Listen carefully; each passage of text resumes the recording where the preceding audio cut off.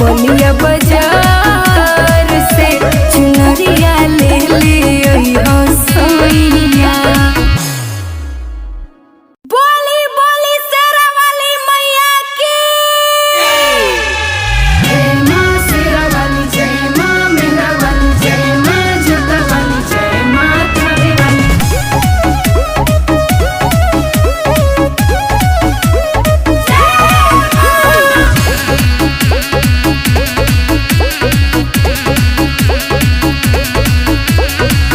List बना दो रानी, जल्दी समझा दो रानी, पूजा में का लागी हमके बता दो रानी।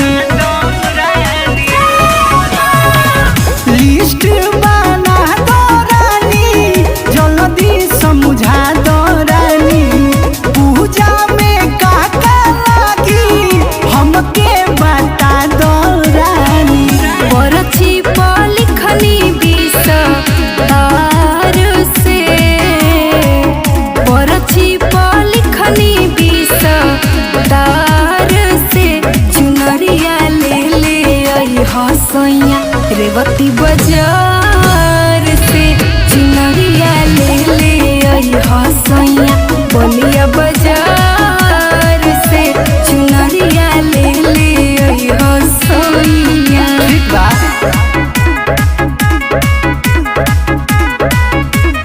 Music by Mukesh Murari. बोली बोली थाने वाली मैया की। पाने कसैली धूप सकली ना भूलई हो।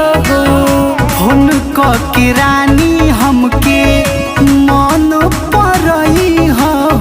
अरे जाई तो पहले। अरे जा तनी।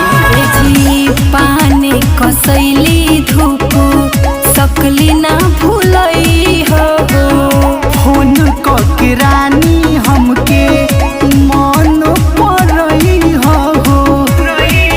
कलश मंगाले हमको हार से, कलश मंगाले हमको हार से चुनरिया ले ले आई हसैया। रेवती बाजार से चुनरिया ले ले आई हसैया। बलिया बाजार से चुनरिया ले ले आई हसैया। जय मां शेरा वाली, जय मां मेरा वाली, जय मां जोता वाली, जय मां थारे वाली। Pandey recording studio Noida. बोली बोली मेहरा वाली मैया की।